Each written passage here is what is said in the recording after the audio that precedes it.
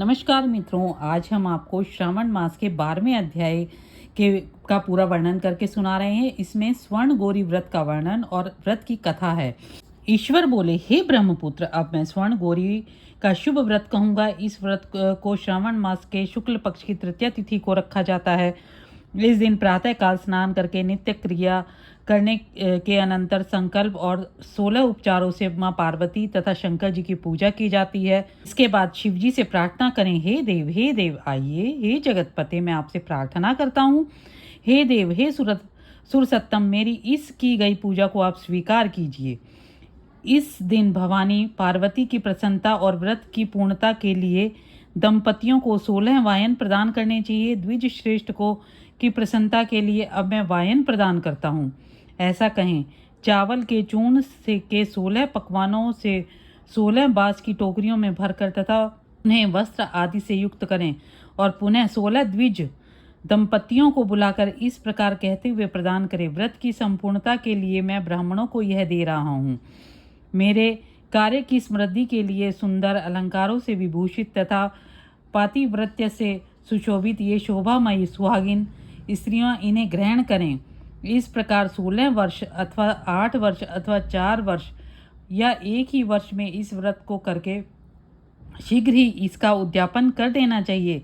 पूजा के अनंतर कथा का श्रवण करके वाचक की विधिवत पूजा करनी चाहिए। सनत कुमार बोले, हे प्रभु, इस व्रत को सर्वप्रथम किसने किया था, इसका क्या महात्म्य है और इसका उद्यापन कैसे करना चाहिए, वह आप सब मुझे बताइए। ईश्वर बोले, हे महाभाग, आपने अति उत्तम बात पूछी है। अब मैं आपके समक्ष मनुष्यों की सभी संपदाएं प्रदान करने वाला स्वर्ण गौरी नामक व्रत का वर्णन करता हूँ। पूर्व काल में सरस्वती नदी के तट पर सुविला नामक विशालपुरी थी। उस नगर में कुबेर के समान चंद्रप्रभ नाम का एक राजा था। उस राजा की रूप लावण्य से संपन्न, सौंदर्य और मंद मुस्कान से युक्त और कमल के समान नेत्रों वाली महादेवी और विशाला नामक 2 भार्याएं थीं। उन दोनों में ज्येष्ठ महादेवी नामक भार्या राजा को अधिक प्रिय थी। आखेट करने में आसक्त वन वाले वे राजा किसी समय वन में गए और सिंहों, शार्दुलों, सूकरों, वन्य भैंसों, हाथियों को मारकर प्यास से आकुल होकर उस घोर वन में इधर उधर भ्रमण करने लगे। उस राजा ने उस वन में चकवा चकवी तथा बत्तखों से युक्त भ्रमरों और पिकों से समन्वित विकसित मल्लिका, चमेली, कुमुद और कमल से सुशोभित अप्सराओं का एक सुंदर सरोवर देखा। उस सरोवर के तट पर आकर उसका उत्तम जल पीकर राजा ने भक्ति पूर्वक गौरी का पूजन करती हुई अप्सराओं को देखा। तब कमल के समान नेत्रों वाले राजा ने उनसे पूछा, आप लोग यह क्या कर रही हैं? इस पर उन सब ने कहा, हम लोग स्वर्ण गौरी नामक उत्तम व्रत कर रही हैं। यह व्रत मनुष्यों को सभी संपदाएं प्रदान करने वाला है। हे नृपश्रेष्ठ, आप भी इस व्रत को कीजिए। राजा बोले, इसका क्या विधान है, इसका फल क्या है, मुझे विस्तार पूर्वक बताइए। तब वे सभी स्त्रियां बताने लगी कि हे राजन, यह स्वर्ण गौरी नामक व्रत श्रावण मास के शुक्ल पक्ष की तृतीया तिथि को किया जाता है। इस व्रत में भक्ति पूर्वक अत्यंत प्रसन्नता के साथ पार्वती और शिव जी की पूजा की जाती है। पुरुष को 16 तारों वाला एक डोरा दाहिने हाथ में बांधना चाहिए।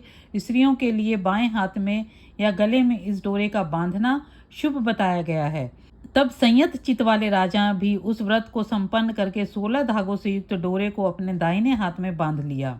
उन्होंने कहा, हे देव, हे देवेशी, मैं इस डोरे को बांधता हूँ, आप मेरे ऊपर प्रसन्न हो, मेरा कल्याण करे। इस प्रकार देवी का व्रत करके वे अपने घर को आ गए।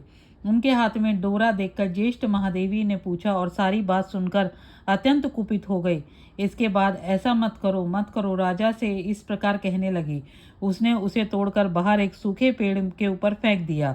उस डोरे के स्पर्श मात्र से वह वृक्ष पल्लवों से युक्त हो गया। तत्पश्चात उसे देखकर दूसरी रानी आश्चर्यचकित हो उठी और उस वृक्ष के स्थित टूटे हुए डोरे को उसने अपने बाएं हाथ में बांध लिया। उसी समय उसके व्रत के महात्म्य से रानी राजा के लिए अत्यंत ही प्रिय हो गई। वह ज्येष्ठ रानी व्रत के उपचार के कारण राजा से त्यक्त हो गए दुखी हो वन में चली गई। अपने मन में भगवती देवी का ध्यान करती हुई वह मुनियों के पवित्र आश्रम के निवास में जाने लगी।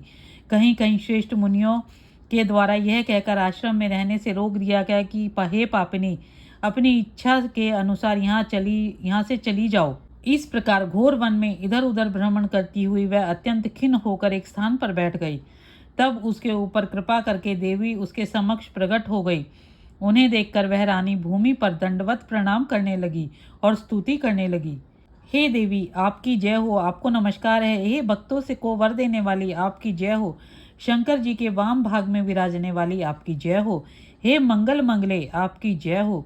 तब देवी भक्ति के द्वारा वरदान प्राप्त करके उस गौरी की अर्चन करके उसने जो व्रत किया, उसके प्रभाव से रानी के पति उसे घर ले आए। तत्पश्चात देवी की कृपा से उसकी सभी कामनाएं पूर्ण हो गई। राजा सभी समृद्धियों से संपन्न होकर उन दोनों के साथ पूर्ण रूप से राज्य करने लगे। अंत में राजा ने उन दोनों रानियों सहित शिवप्रद को प्राप्त किया। जो स्वर्ण गौरी के इस उत्तम व्रत को करता है वह मेरा तथा गोरा जी का प्रिय हो जाता है और विपुल लक्ष्मी प्राप्त करके भूलोक में शत्रु समूह को पराजित कर शिव जी के विशुद्ध लोक को जाता है। हे सनत कुमार, अब दत्तचित होकर इस व्रत के उद्यापन की विधि सुनिए। चंद्रमा और ताराबल से युक्त शुभ तिथि अतः शुभ वार में से एक मंडप बनाकर मध्य में अष्टदल कमल के ऊपर धान्य रखकर उस पर कुंभ स्थापित करें। पुनः उसके ऊपर 16 पल प्रमाण का बना हुआ एक तिल पूरित ताम्र में पूर्ण पात्र रखें और उसके ऊपर शंकर पार्वती जी की 2 प्रतिमाएं स्थापित करें। शिव जी की प्रतिमा श्वेत वर्ण के 2 वस्त्रों तथा शुक्ल वर्ण के यज्ञोपवीत से सुशोभित हों। तदंतर वेदोक्त मंत्रों से विधि पूर्वक उसकी प्रतिष्ठा करें और भली भांति पूजा करके रात्रि में जागरण करें। इसके अनंतर प्रातः काल पूजा करने के बाद होम करें। सर्वप्रथम ग्रह होम करें, प्रधान होम करें। हवन के लिए यव मिश्रित तिल घृत से पूर्ण रूप से सिक्त होना चाहिए।